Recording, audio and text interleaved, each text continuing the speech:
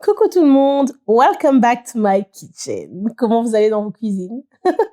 Dans la mienne, tout se passe très bien. Et aujourd'hui, je suis congolaise / camerounaise dans ma recette et vous allez comprendre pourquoi. Donc, don't skip the video, yes, parce qu'il y a une question que je poserai tout au long de la vidéo et j'attendrai vos réponses, bien évidemment, dans les commentaires. Donc, aujourd'hui, nous faisons du poisson braisé. Et le poisson que j'utilise pour la recette d'aujourd'hui, chez moi en RDC, on l'appelle le Thompson. Mais je crois qu'il est également connu sous le nom de Saint-Char. Et il est de la même famille que le mackerel. D'accord? So, si vous ne trouvez pas le Thompson, vous pouvez très bien prendre du mackerel. Ce sera tout aussi bon. So, let's get started.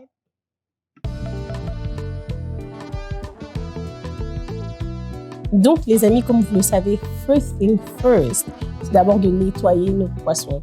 Alors, en le nettoyant, on va faire en sorte de tout enlever. Tout ce qui compose notre poisson sera décomposé.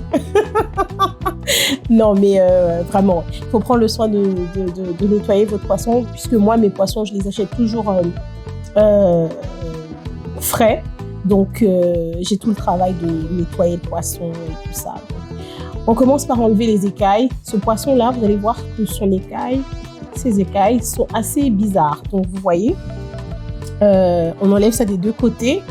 Et après, on va devoir enlever les nageoires dorsales et tout ça. J'ai quand même étudié, hein. Donc, voilà, on fait en sorte de bien le nettoyer.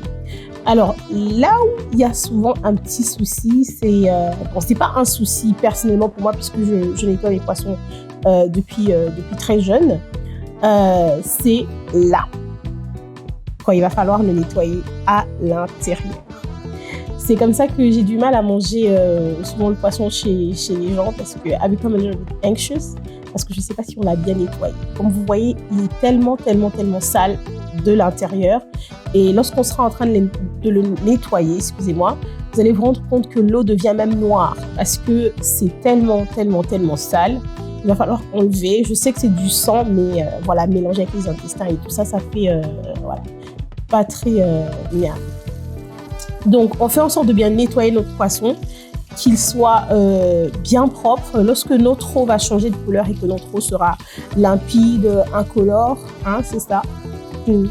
Mon cher, vous comprenez. Lorsque notre poisson sera clair, which I believe is limpide. Donc, voilà, dès que notre poisson il est bien clair, notre eau est bien claire, pardon, notre poisson est bien nettoyé, on passera à la prochaine étape, qui est celle de pouvoir rendre notre poisson, j'ai envie de dire, inodore.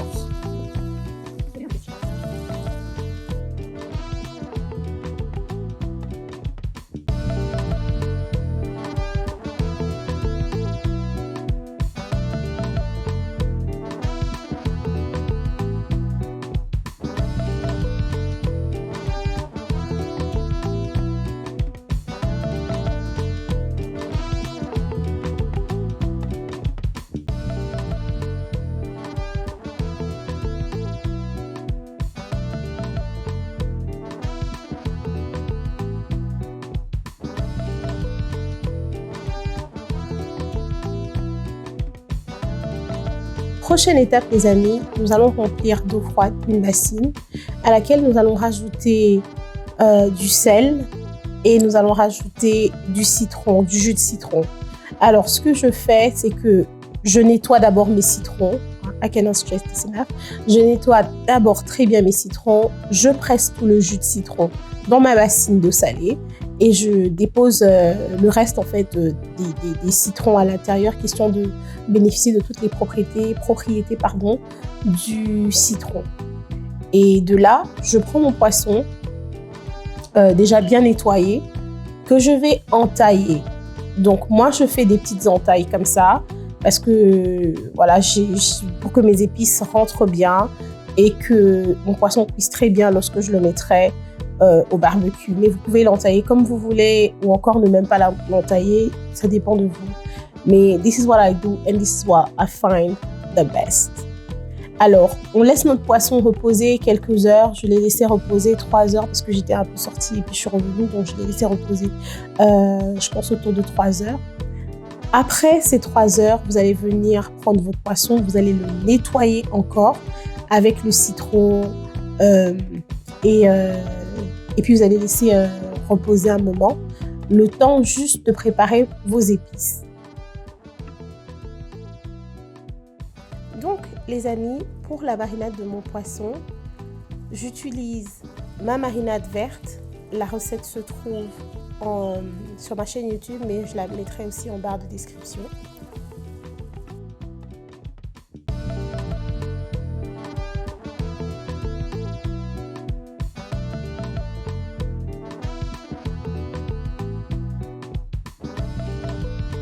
Et à ma marinade verte, je rajoute le pébé, qui est de la noix de muscade africaine. Donc, vous comprenez pourquoi est-ce que j'ai dit que j'allais être congolaise / camerounaise. Parce que même le ginseng, je l'ai connu chez les Camerounais. Je ne l'avais jamais utilisé en Afrique. Donc, quand je dis en Afrique, ça veut dire quand j'étais en Afrique. Donc, je l'ai utilisé aux États-Unis. On utilise aussi du rondelle. Je crois qu'on appelle ça de l'oignon sauvage, quelque chose comme ça. Du poivre noir africain. Le poivre noir africain, il est très, très différent du poivre noir industriel ou le poivre noir qu'on trouve dans les magasins, simplement parce qu'il est très, très, très fort. Il est très spicy, mais il est aussi très bon. Et je trouve qu'il va très bien dans les recettes, en fait, dans les grillades, ou encore lorsqu'on fait du pépé soupe, des trucs comme ça. Mais si vous voulez faire vos viandes comme peut-être de l'agneau et tout ça, je ne vous conseille pas de l'utiliser. Donc, lorsque nos ingrédients sont bien mixés ensemble, je rajoute du cube Maggi et du cube de crevettes. Alors, pour les personnes qui n'aiment pas le cube Maggi, ça là, c'est vous-même. Si vous n'aimez pas le cube Maggi, pardon, ne mettez pas. Ne venez pas me laisser des messages comme quoi ça donne le cancer. Pardon, ne mettez pas. Ne mettez pas, ne mettez pas. Mettez du cube de poulet ou du sel. Pardon. Ne mettez pas, ne mettez pas, ne mettez pas. Je ne veux pas être health accountable pour certaines choses. Donc, ne mettez pas. Et après, on rajoute de l'huile végétale. Vous pouvez rajouter de l'huile d'olive, mais on va faire un peu comme on faisait en Afrique. C'était pas l'huile d'olive qu'on utilisait, mais l'huile végétale. Donc après, je rajoute le 4 côtés qui s'appelle aussi le tétra pleura. J'ai oublié comment on l'appelle chez les Ghanéens parce que je l'ai connu en premier chez les Ghanéens et puis chez les Camerounais un peu plus tard. J'ai oublié comment on l'appelle chez les Ghanéens, mais je mettrai peut-être le nom en barre de description. Peut-être que ce sera plus facile pour vous si vous êtes aux États-Unis de le retrouver dans les épiceries africaines. Donc, lorsque nos épices sont bien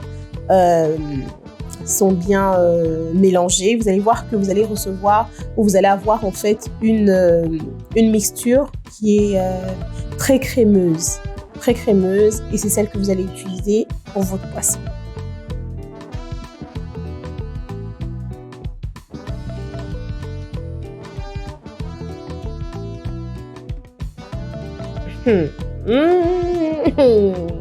Pour assaisonner votre poisson. Déjà, moi-même, quand je regarde l'épice là, déjà l'odeur même, les amis, je vous conseille d'essayer. Quand vous assaisonnez votre poisson, faites en sorte de bien mettre les épices à l'intérieur du poisson, de bien les mettre dans les entailles que vous aurez déjà faites, de bien le mettre dans la tête. Moi, je dis que quand je mange le poisson, je mange le poisson comme une vraie africaine.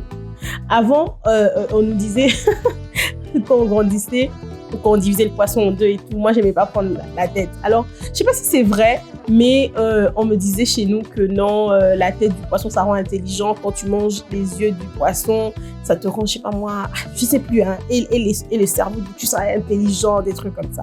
On a accepté. Bon. Voilà, je sais pas si c'est ça qui a fait aussi que j'étais intelligente à l'école, que je suis intelligente dans la vie de tous les jours, mais Jésus lui-même, il sait. Donc voilà, j'ai laissé mon poisson reposer toute la nuit. Alors, vous pouvez le laisser reposer au minimum 1 heure, 2 heures avant de le mettre au feu. Moi, je l'ai laissé reposer toute la nuit. Je l'ai couvert de papier film comme vous avez vu et je l'ai mis au frais. Donc, toute la nuit.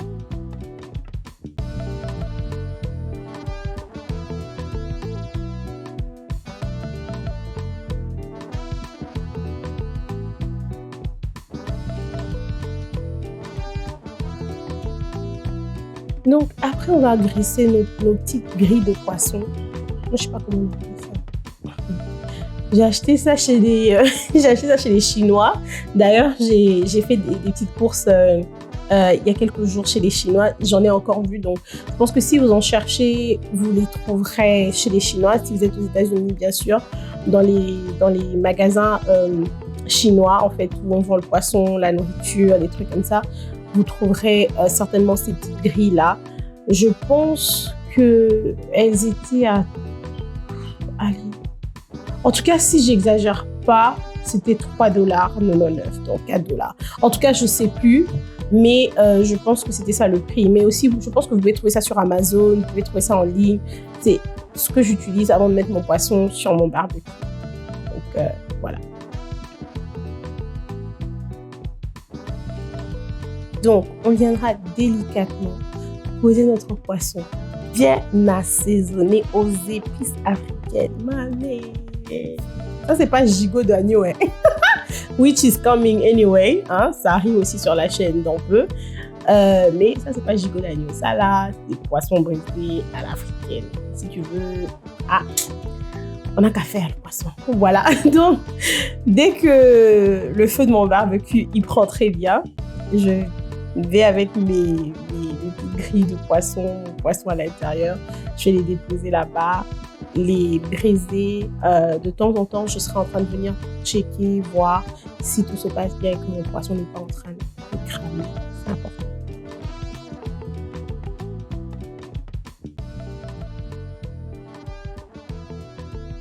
Les amis, vous voyez comment mon poisson il est doré?